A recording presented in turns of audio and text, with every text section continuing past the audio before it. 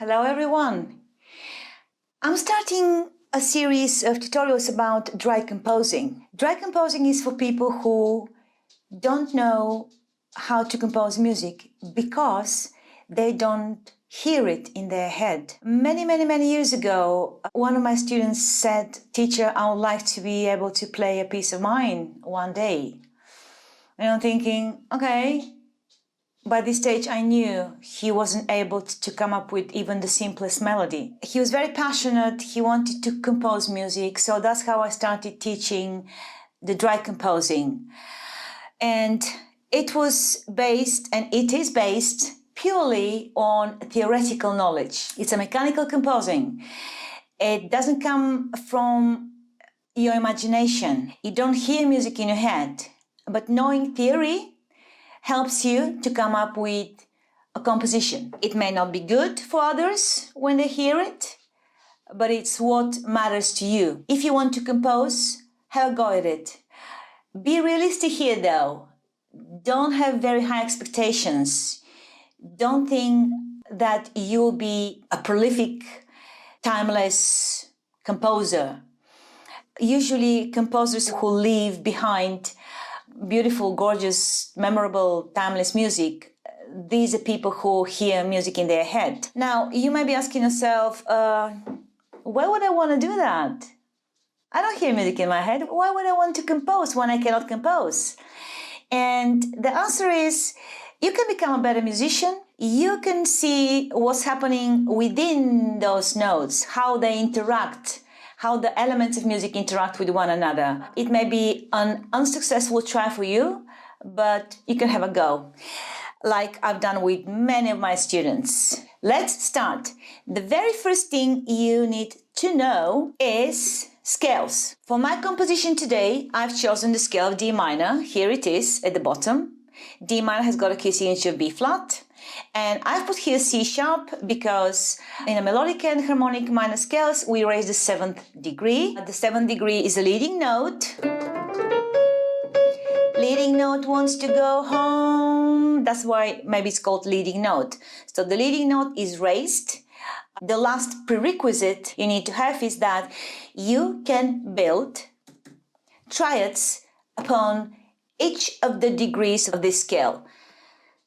8 notes, first and 8th note being the same notes, different pitch, and you can build a triad upon each and every note of them. So here are my triads. For this tutorial, I'm going to use only a few of these triads. I will eliminate the supertonic and the mediant. I will eliminate the leading note triad. I want to have less triads displayed. Now, because I have C sharp in my scale, C sharp, I will include the C sharp in my dominant triad. Let me label them. Tonic, subdominant, dominant, and submediant. These are the triads we'll be working with. Now, I'll play you something.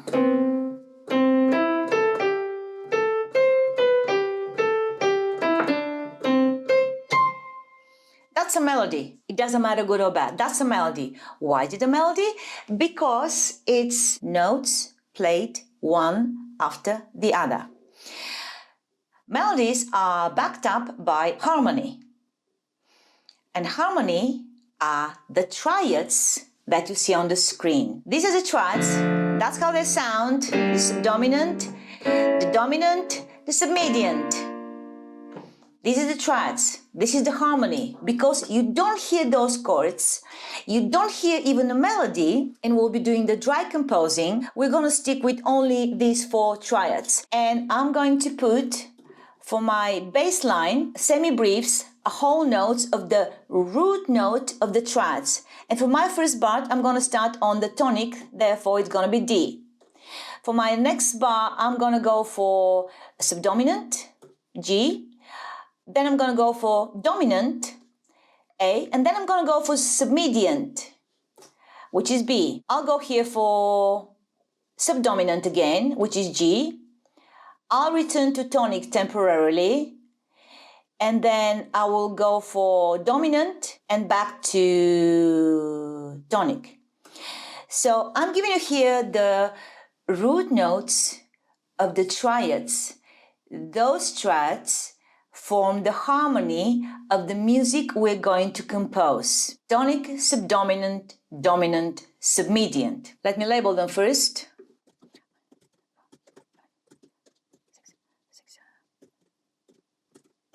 Right.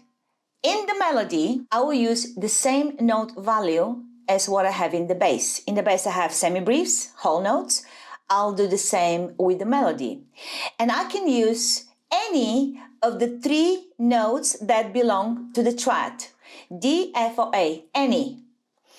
I'll choose F or A or D, it doesn't matter. I'm gonna go for A. Then I've got the notes G, B, D. I'm gonna go for B. I could have used any of them. I'm gonna go for B.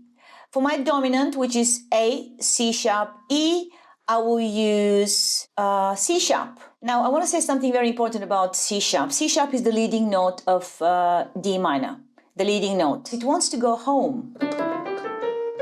C sharp, D, D, D is home because D is the root note of the scale of D minor, is a tonic note. So that leading note wants to go home. Therefore, here I'm going to take it home, which is D. D is the tonic of D minor. That's why I'm taking the leading note back home. Here, from GBD, I will use D. I can stay on D. Here it's D.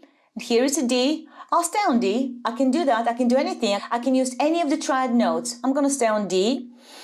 Then for DFA, I'll go for F because it's part of the tonic triad DFA. Then here I'll go for E. A, C, E is my dominant triad. Here it is.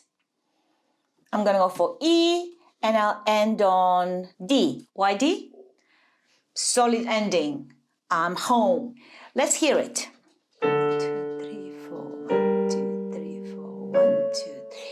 1, 2, 3, 4. 1, 2, 3, 4. 1, 2, 3, 4. 1, 2, 3, 4. 1, 2, 3, 4. 1, 2, 3, 4. Fine? A bit boring? Nothing much happening? Let's make it more interesting now. What we did, we used same value notes as the bass line. I'm going to change those semi-briefs into minims. Okay. A, I will use another triad note. What's my triad? D, F, A. I have D, I have A. Let's go for F. Remember, we don't know what we're doing. We don't hear music in our heads. So we're trying here. I'm going for F, then B. What can I use here? That's my triad. G, B, D. I've got G, I've got B. Let's go for D, shall we? Here, it's good for us to take the leading note to D. Now, if I fill this gap with another triad note, which could be E, or it could be A, I'm not really taking this note home. Do I have to take it home? Desirably, but at the moment, I do want to take it home. However, if I use any other notes from the triad, A or E, they're not home, they're not D. We're in the key of D minor. Therefore, I'm going to do this. I will make this minim a crotchet. I'll go to D, I'll go to D, then I come back to it.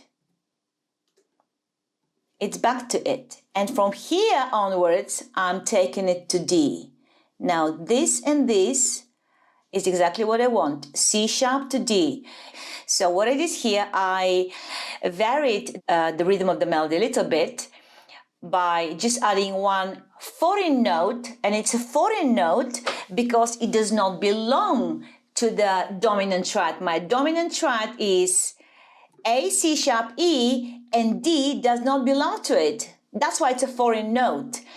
But then I return to a triad note and I'm safe here. Now, if you're curious whether this note has got a name, yeah, it's D, but it's also called an upper auxiliary note. It's auxiliary because it does not belong to the triad, and it's upper because it went from a main note up and then back to the triad note. And from here I went to D. D is part of my submediant triad. I'm going to fill it with another triad note, which is B, D, F. Now my other triad note, I have B, I have D. What's missing? F. If I go to F, let's see. Then back to D. What can I fill this with? My triad is subdominant. G, B, D. I've got G, I've got D. I'm going to use B. Here I'm going to fill with another triad note, which is the tonic triad. I've got what? DFA, I've got D, I've got F, I've got A. Ooh.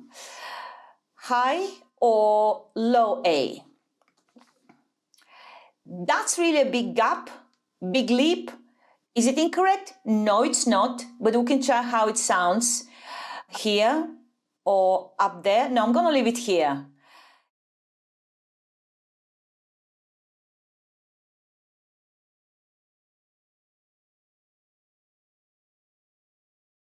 Then for this one, the dominant, I'll fill this gap here with the beautiful C sharp, which is the leading note, C sharp, and the leading note takes me home.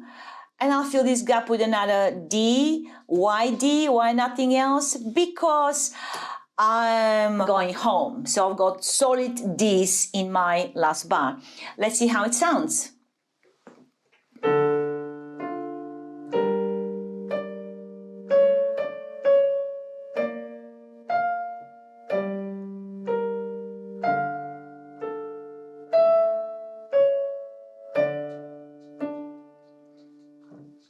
It's okay. I personally don't like it. My students, when they dry compose and when I make them learn the piece after that, luckily they're able to acknowledge what's good, what's not so good.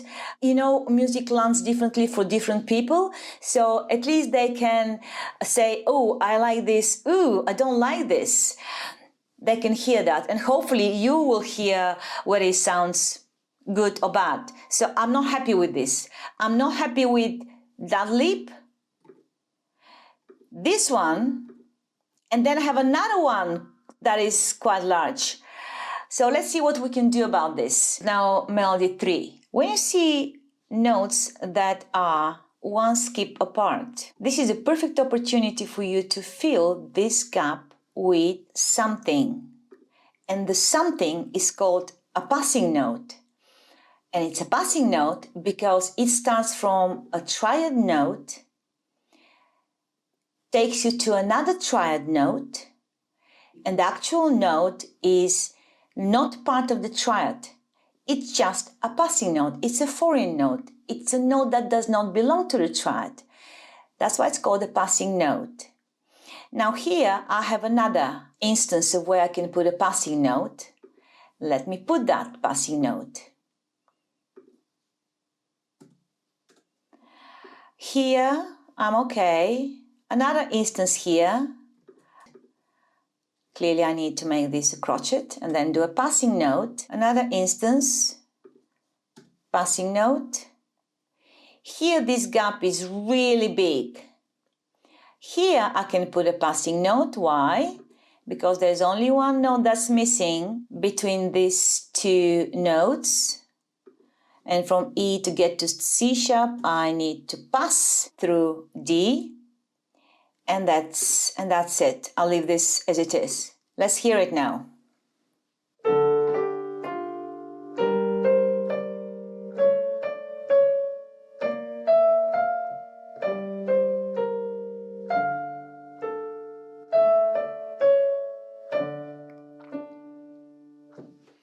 It's okay. What I don't like is the repetitive rhythm. Da, da, da, da, da, da, da, da, da, da, da, da.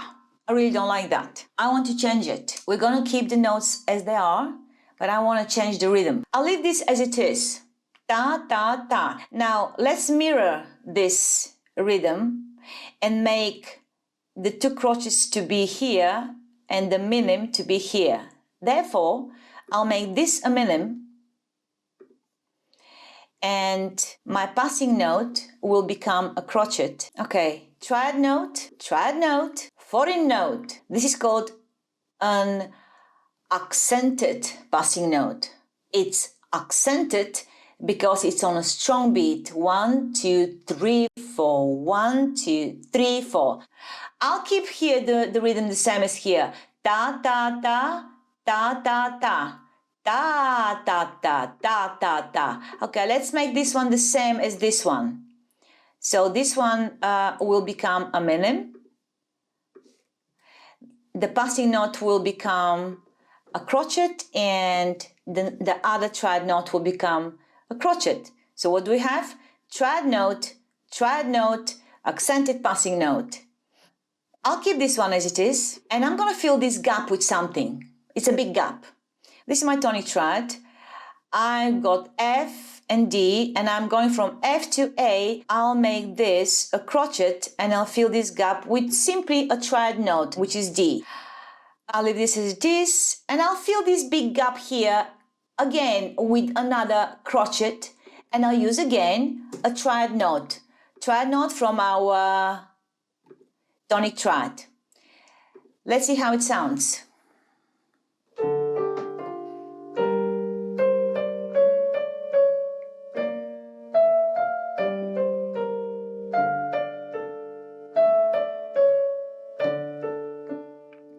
We're still too much into the da da da da da da. Now, strictly speaking, we want to take that C sharp to the D, but I'm going to disregard this rule.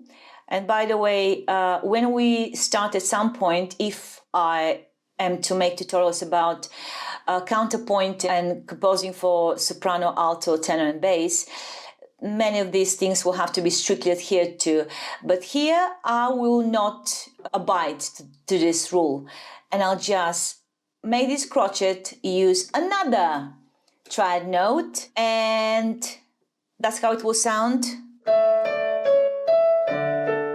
as opposed to, okay, now here I will make this crotchet a quaver.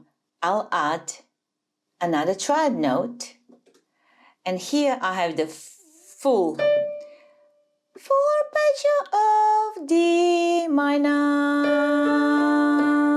Ooh, I sing out of tune. That's how I'll end. Let's hear it again.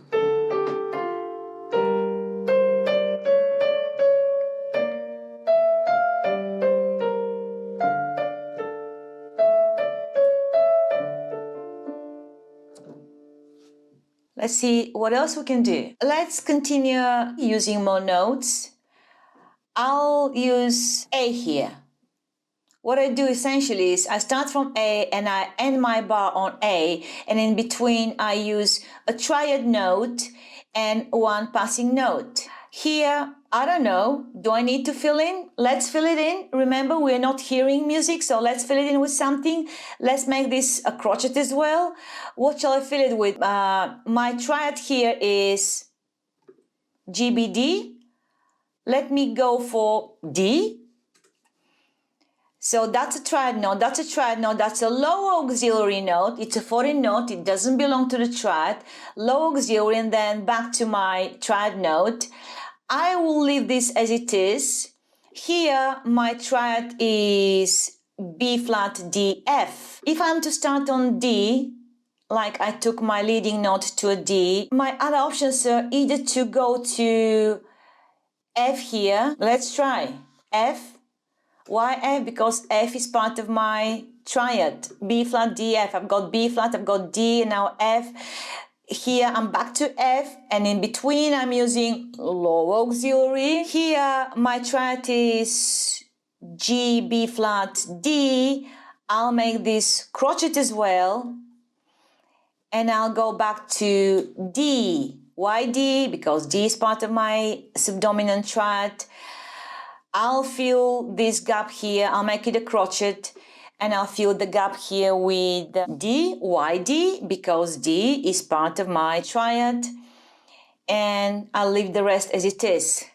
And by looking at it, I already know it sounds boring because it's too repetitive rhythmically. But let's see how it sounds.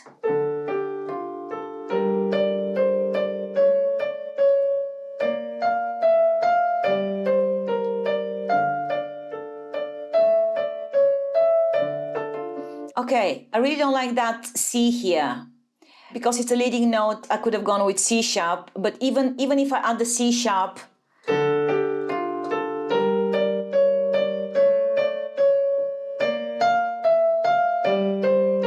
too repetitive, rhythmically too repetitive.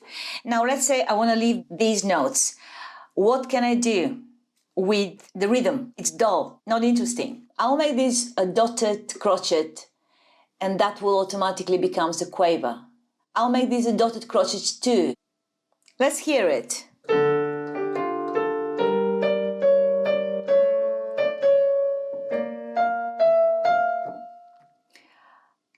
I'm desperate to change this. It may be okay for you, but I really don't like that leading note being repeated so many times. I really don't. Da, da, da, da. I'll change this note. I really don't like it. Why G? Because G is part of my subdominant triad. And let's see how it sounds now.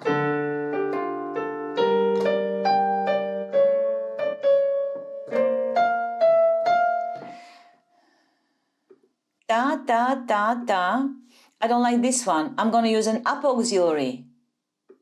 Remember, you can use any foreign note as long as it's neighboring to your triad notes. Let's see how it sounds now.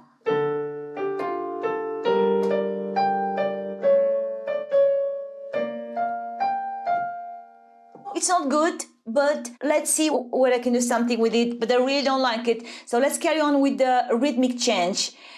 Ta, ta, ta, ta. Let's do pa, pa, pa, pa, pa, pa, pa, pa. Let's do the same rhythmic change here. Ta, ta, ta, ta. Let's keep this one, like this one. I'm gonna now do this dotted crochet. Very few rhythmic changes. Let's hear it.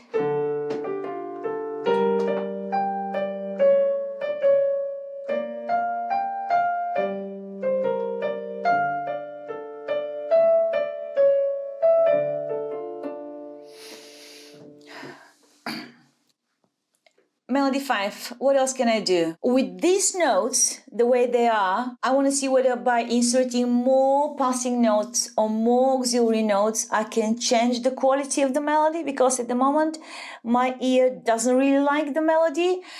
I'm going to fill this gap with a passing note. Ta, ta, ta, ta, ta. And the rhythm will become this passing note. Here I've got an opportunity for another passing note, so I'm going to make this quaver, and the passing note will be C. I'm not going to do anything here. I've learned to switch my brain off from hearing what's going to be, so here I wouldn't know what to do, so I'm going to leave it as it is. Here I will fill this gap with a passing note, which is E. Here I'll fill with another passing note. Because here I use the passing note, I wouldn't use another passing note here to avoid repetitiveness. I will use another triad note, but I'm gonna go for an octave higher. Ta, ta, ta. All of them are triad notes. Let's hear how it sounds now.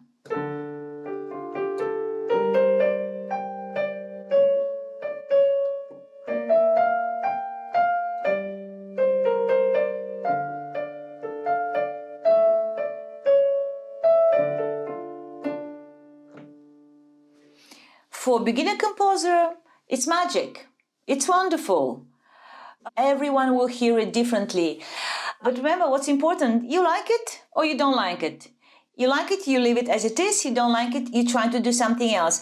I'm not completely happy, but I know that in my next lesson, I will do something with the bass line and it will change completely the character of the music. This is the end of this lesson, and you should know by now how I end my lessons. It's by saying, one thing no one can ever take away from you is knowledge. So keep learning, and I'll see you in part 2.